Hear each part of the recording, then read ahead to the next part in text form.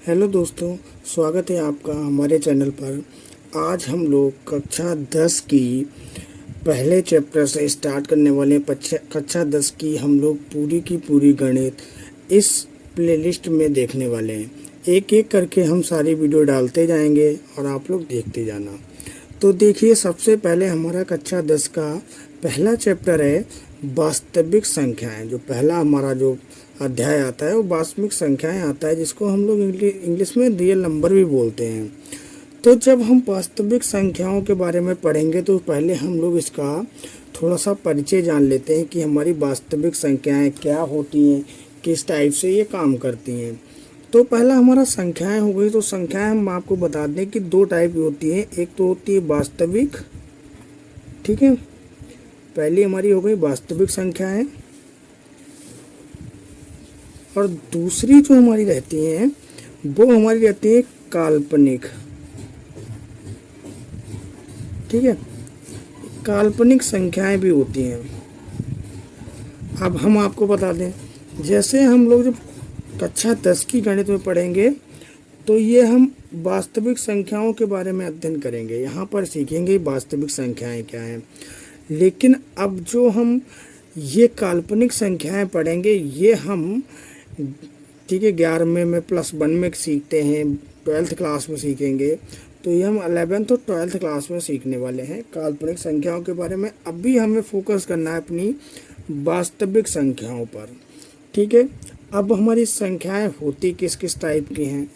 तो जो हमारी वास्तविक संख्याएं होती हैं वो क्या संख्याएं होती हैं हमारी वास्तविक। सबसे पहले हम लोग देख लेते हैं वास्तविक संख्याएं।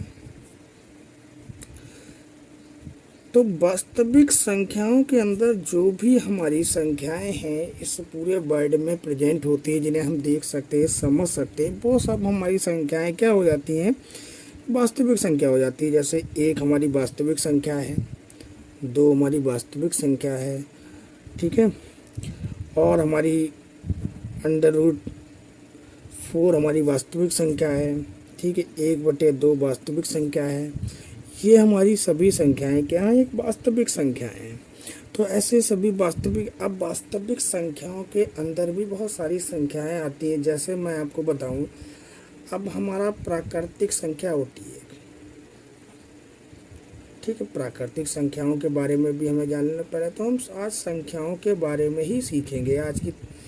आज की इस वीडियो में हम संख्याएं जानेंगे कि कौन सी क्या होती है, जिससे कि हमें पहचानना आ जाए और आगे की चैप्टर करने में हमें बड़ी आसानी रहे। ठीक है, तो इसी हिसाब से हम क्या करते हैं, अब जैसे हमने प्राकृतिक संख्याओं की बात करें तो 1 से लेके n तक हमारी जो इनफाइनाइट टाइम तक आती हैं वो हमारी सब प्राकृतिक संख्याएं होती है। 1 2 3 4 5 6 7 8 9 10।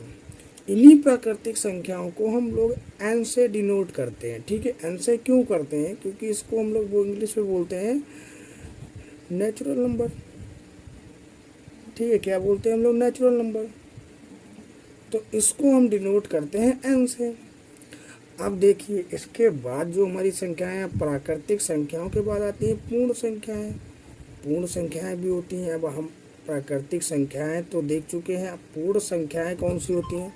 पूर्ण संख्याओं में हमारा जो होता है वो 0 से लेके, ठीक है, n तक होता है। तो 0 से n तक मतलब यहाँ पर प्राकृतिक संख्याओं के साथ साथ 0 भी आ जाएगा।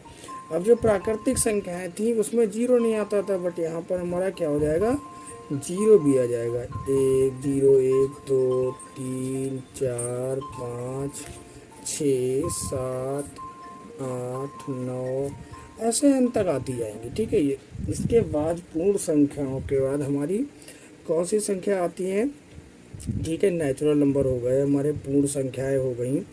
अब एक हमारी आते हैं पूर्णांक। पूर्णांक संख्याएं, ठीक है, पूर्णांक संख्याओं के बारे में हम आपको बताएं। जैसे पूर्णांक संख्या हमारे, इसमें हमारे नेचुरल नंबर तो आते ही आते हैं 1 2 3 4 5 6 7 8 9 10। साथ ही साथ क्या होगा, इसके जो निगेटिव नंबर्स आते हैं ये तो हमारे पॉजिटिव भी हो गए। पॉजिटिव नंबर आते हैं, ठीक है। अब साथ ही साथ क्या होता है, हमारे पॉजिटिव के साथ निगेटिव नंबर्स भी आते हैं, -1, -2, -3, -4, -5, -6, -7। ये सभी नंबर्स को हम लोग ये पूर्ण संख्याओं के अंदर रखते हैं। अब इसके बाद जो हमारा आता है, एक संख्याएं आती हैं हमारी, कौन सी संख्याएं इनके बाद आती हैं, परिमेय संख्याएं।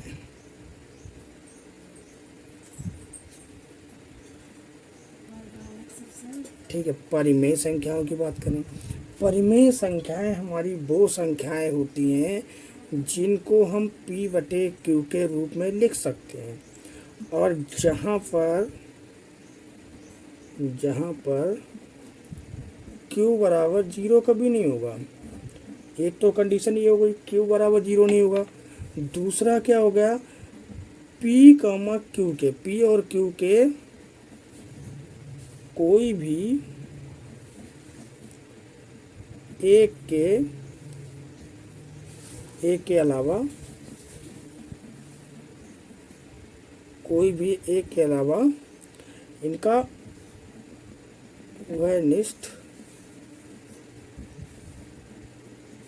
गुणांक नहीं होगा।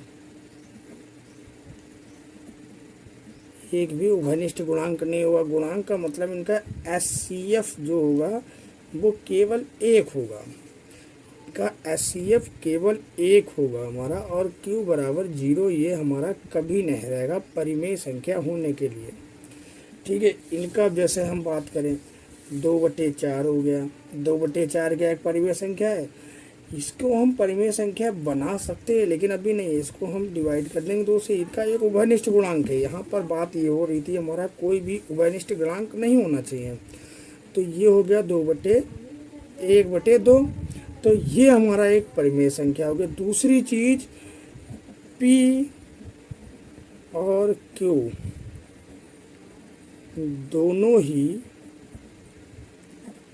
एक पूर्णांक हैं। ये भी ध्यान रखना है कि दोनों ही हमारे क्या हैं, एक पूर्णांक हैं। ठीक है, तो ये भी हमारे क्या होगा, दोनों ही एक पूर्णांक हो गए। अब देखिए यहाँ तक हो गया। अब हम इसको यहाँ पर कर लेते हैं। यहाँ पर हमारा शायद नीचे का आपको दिखा ना हो, ठीक है, यहाँ पर कर लेते हैं, हमारा पेज भी कम खराब होगा। अब दोनों ही एक हमारे पूर्णांक हो गए। ये कंडीशंस हो गई हमारी। अब बात आती है अपरिमेय संख्या की। तो अपरिमेय संख्याएं कौन सी होती हैं? अपरिमेय संख्याएं जो भी होती हैं हमारी, जितनी अभाज्य संख्याएं, अभाज्य संख्याएं होती हैं, उनके ऊपर हम अगर अंडर रूट लगा देते हैं तो वो हमारी अपरिमेय संख्या हो जाती है। ठीक है, वो हमारी क्या हो जाती है, अपरिमेय संख्या हो जाती है। जैसे कई संख्याएं होती है जिनके ऊपर हमारा, जैसे अंडर रूट हो गया हमारा 2, अंडर रूट 3, अंडर रूट 5। अभाज्य संख्याएं हमारी वो संख्याएं होती हैं जो खुद से कटे या फिर 1 से कटे। ठीक है, अभाज्य संख्याएं हमारी कौन सी होती हैं, वो संख्याएं होती हैं खुद से कटे या फिर 1 से कटे। ठीक है, अब देखिए जैसे अंडर रूट 7 हो गया, ठीक है, अंडर रूट 11 हो गया। देखिए, ठीक है। अब दूसरी चीज़ मैं आपको एक बार परिमेय संख्याएं फिर से बता दे रहा हूँ यहाँ पर, क्योंकि यहाँ पर आपको दिखा नहीं होगा वीडियो में शायद। तो मैं परिमेय संख्याओं के बारे में एक बार फिर से बता देता हूँ, आपका रिवीजन भी हो जाएगा और आपको समझ भी आ जाएगा अच्छे से। क्योंकि ये कॉन्सेप्ट हम जितना अच्छे से समझेंगे उतने अच्छे से हम लोग आगे की गणित कर पाएंगे। हमारे लिए आगे की गणित उतने अच्छे से आसान हो जाएगी। मैंने बताया परिमेय संख्याएं हमारी क्या होती हैं, जिन संख्याओं को हम P/Q के रूप में लिख सकते हैं, जहाँ पर, ठीक है, जहाँ पर हमारा कभी भी Q बराबर 0 के नहीं होगा। Q बराबर 0 के नहीं होगा, कभी भी Q बराबर 0 के नहीं होगा। तो इसका मतलब हमारा ये हुआ। और दूसरी चीज़ ये हुई P, Q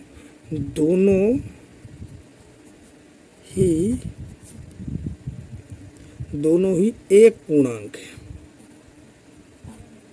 दोनों ही एक एक पूर्णांक होंगे, एक पूर्णांक नहीं मतलब एक एक पूर्णांक होंगे। अब हम इनकी जैसे बात करें, तीसरी कंडीशन आती है पी और क्यू का HCF एक होगा, एक के अलावा इनका कोई भी उभयनिष्ठ गुणांक नहीं होगा। HCF का मतलब इनका उभयनिष्ठ गुणांक कोई भी नहीं होगा, कॉमन फैक्टर कोई भी नहीं होगा। आई होप आपको ये संख्याओं के बारे में आपको समझ आया, अच्छे से इसको आपने सीखा। आगे भी आप लोग ऐसे अच्छे सीखते रहेंगे। और हमारी वीडियो अगर आपको अच्छे लगे तो लाइक एंड सब्सक्राइब जरूर करें।